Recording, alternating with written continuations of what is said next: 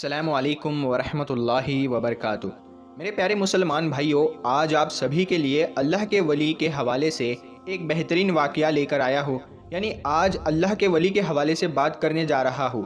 ان کی جو حکومت ہے وہ پورے ہندوستان کے اوپر ہے، اور میں آپ سبھی کو بتا دوں، ہندوستان کے اندر چاہے کسی کی بھی حکومت آ جائے، لیکن بادشاہ جو ہے وہ کوئی اور نہیں، میرے خواجہ ہی رہیں گے اور قیامت تک رہیں گے۔ میرے پیارے مسلمان بھائیوں، ہمارے پیارے خواجہ اجمیر والے رسول بھی ہے اور یقیناً عطائے رسول بھی ہے، اور ساتھ ہی ساتھ آپ کا جو مقام ہے وہ بڑا اعلیٰ مقام ہے۔ یعنی آپ کی شان یہ ہے کہ آپ نے 90 لاکھ کو کلمہ پڑھایا، اور ساتھ ہی ساتھ آپ کی شان یہ ہے کہ آپ کے ایک حکم کے اوپر انا ساگر کا جو پانی تھا وہ سارا کا سارا کشی میں آ گیا تھا۔ اس کے علاوہ آپ کی شان یہ بھی ہے کہ آپ کی کرامت یہ بھی ہے کہ آپ کے ایک حکم کے اوپر اونٹ جو بیٹھ گئے تھے وہ پھر نہ اٹھ سکے جب تک کہ آپ کا حکم نہ ہوا۔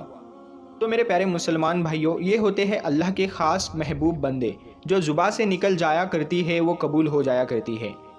کہنے کا مطلب یہ ہے کہ اللہ کے ولی ہوتے ہیں جو اللہ کی رضا کے لیے کام کرتے ہیں، اور جب اللہ کسی محبوب سے راضی ہو جاتا ہے، جب اللہ کا کوئی محبوب بندہ اللہ کو راضی کر لیتا ہے، تو ایسے عالم میں اللہ جو ہے وہ اپنے محبوب کو بڑا عطا کرتا ہے، اور ایسا عطا کرتا ہے کہ سائنس بھی اس کے آگے سے فیل ہے۔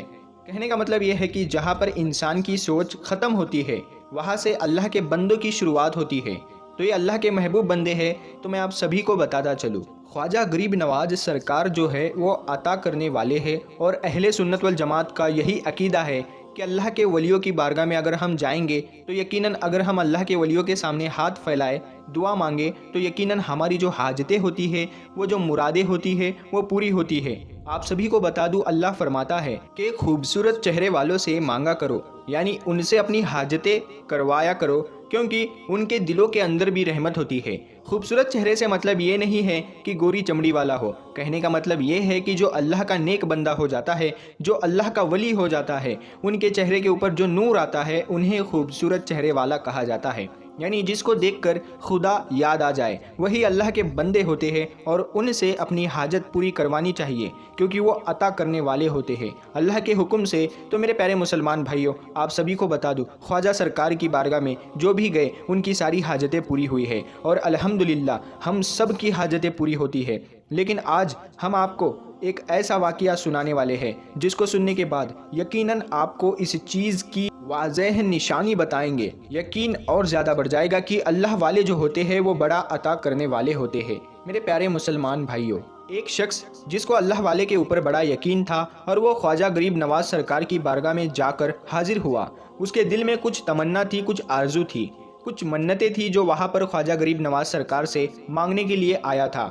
آپ سبھی کو بتا دوں، وہ جو شخص تھا وہ قرآن کو پڑھتا جاتا اور مانگتا جاتا، اس طریقے سے لگاتار مانگتا، لیکن اس کی حاجتیں پوری نہیں ہوتی، اس کی مرادیں پوری نہیں ہوتی۔ تو اس چیز کو لے کر وہ بڑا حیران تھا، حد تک کہ 10 دن گزر گئے، وہ بڑا ہی پریشان تھا۔ لیکن دوسرے دن ایک نچنیا آئی، ایک فحاشی عورت آئی، اور خواجہ غریب نواز سے بارگاہ میں آ کر خواجہ غریب نواز سرکار سے مانگا، اور اس کی جو دعا تھی وہ فوراً ہی قبول ہو گئی، اور اس فحاشی عورت کی جو بھی منتیں تھی وہ فوراً ہی قبول ہو گئی۔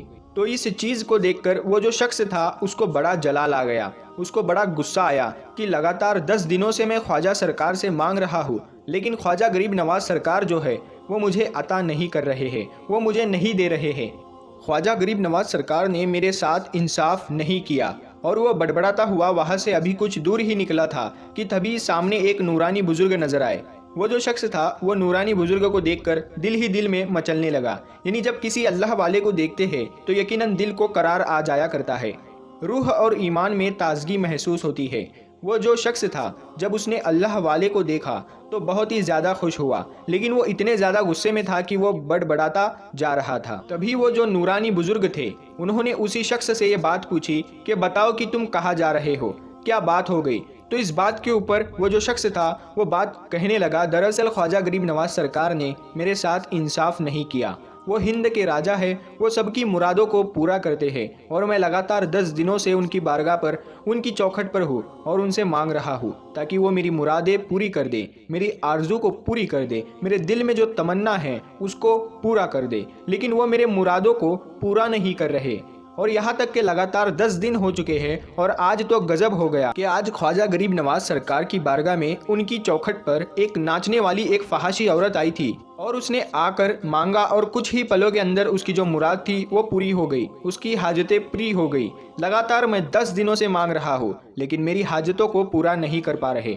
یہ کوئی انصاف والی بات تو نہیں۔ خواجہ غریب نواز سرکار نے میرے ساتھ انصاف نہیں کیا، انہوں نے میرے مرادوں کو پورا نہیں کیا۔ تو یہ ساری بات بتانے کے بعد وہ جو شخص تھا وہ نورانی بزرگ سے یہ بات کہنے لگا کہ سب چھوڑو، یہ بتاؤ کہ آپ کون ہو۔ تو یہ بات سننے کے بعد وہ جو نورانی بزرگ تھے وہ یہ بات کہنے لگے کہ جس بارگاہ سے تم لوٹ کر آ رہے ہو، جس کی چوکھٹ سے تم لوٹ کر آ رہے ہو، میں وہی غریب نواز ہوں، میں ہی معین الدین چشتی رحمۃ اللہ علیہ ہوں۔ میرے پیارے مسلمان بھائیوں، اتنا ہی سننا تھا۔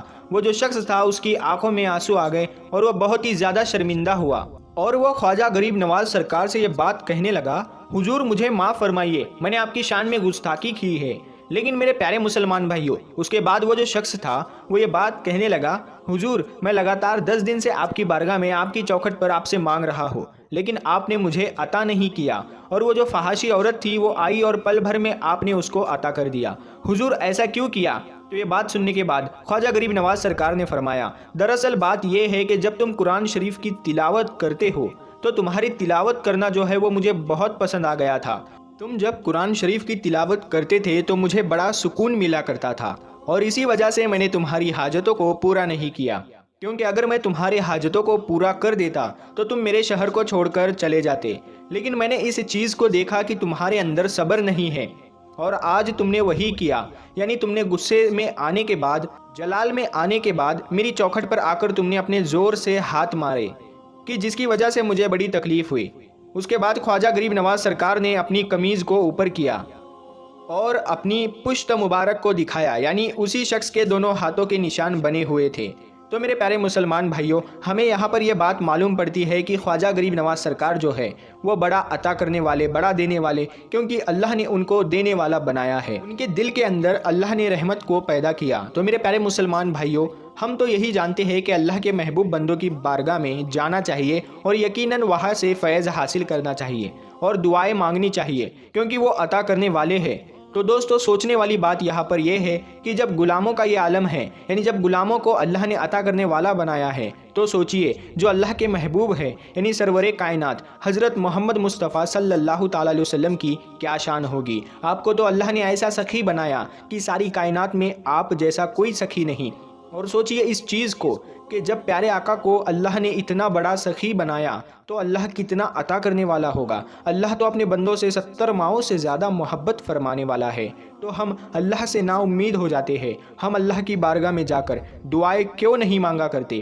جب تک ہم اللہ سے مانگیں گے نہیں تو ہماری دعائیں کیسے پوری ہوگی؟ میرے پیارے مسلمان بھائیوں، اللہ صبر کرنے والوں کے ساتھ ہے، اس لیے جب دعا مانگا کرو تو صبر کیا کرو۔ ہو سکتا ہے اگر آپ کی دعا قبول نہیں ہو رہی ہو، اس میں کوئی حکمت ہو، یا اللہ کو آپ کی کوئی ادا پسند نہ آ گئی ہو، اسی وجہ سے اللہ دینے میں تاخیر کر رہا ہو۔